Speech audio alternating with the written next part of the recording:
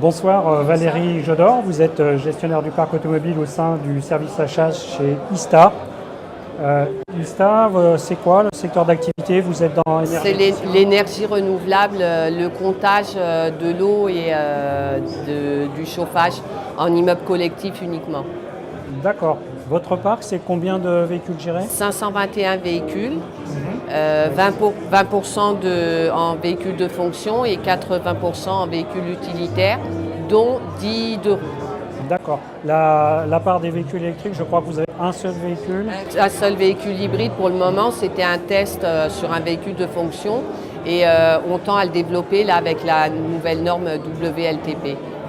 D'accord. Alors justement, j'ai vu que vous me parliez des 10 deux roues. Vous avez des deux roues, a priori c'est très localisé. C'est très localisé, c'est pour une question de placement de parking et de maniabilité, c'est uniquement sur la région de Nice. Alors c'est assez rare, parce que des fois dans les entreprises, le deux roues est interdit pour des problèmes d'assurance ou de sécurité. A priori, vous n'avez pas. On n'a pas de souci là. On est en auto-assurance sur la partie VU, donc ça ne cause pas de problème. Et la sinistralité est quasiment nulle sur les deux roues.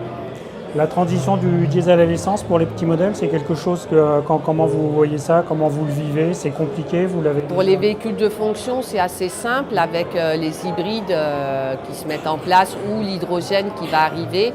Pour les véhicules utilitaires, il n'y a pas vraiment de proposition, donc c'est très difficile.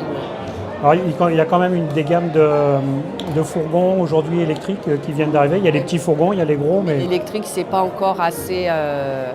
On ne peut pas, à cause des bornes, à cause des secteurs d'activité de certains véhicules, quand ils sont dans la région de Lyon, c'est tout à fait impossible actuellement. Vous les achetez, vous les louez, vos véhicules? On les loue.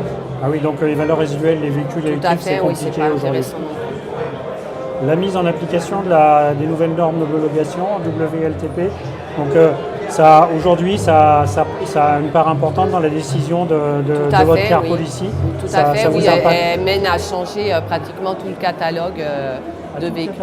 Pratiquement tout, oui, puisqu'avec la nouvelle norme, les taux de CO2 prennent à peu près 20%. Et on est très sensible au TCO et il va exploser, donc on est obligé de revoir tout le catalogue, oui, tout à fait. Donc ça veut dire que vous descendez en termes de gamme de véhicules? Ça dépend de ce qui est proposé sur le marché. Il y a des constructeurs où on va pouvoir garder la même gamme de véhicules, tout à fait. Des petits moteurs, c'est ça? Avec peut-être des petits moteurs, oui. Et vous compensez avec les équipements Éventuellement, oui, ça peut être sur certains équipements. Ok.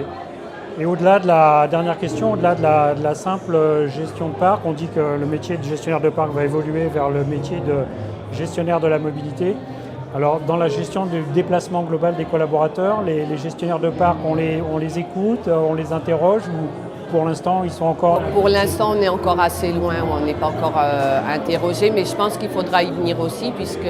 Il y a des gens chez vous qui s'occupent de plan global, puisqu'avec les plans de déplacement, qui s'occupent justement de voir des alternatives parfois aux véhicules ou des compléments avec, je sais pas, du train, de l'avion, des crédits de mobilité ou des choses comme ça. Au service achat, oui, effectivement, je pense qu'il va s'en occuper, oui. D'accord. Eh bien, Valérie, je vous remercie pour ces réponses, surtout d'avoir accepté de venir. Bonne soirée et bonne fin de gala. Merci, bonne soirée.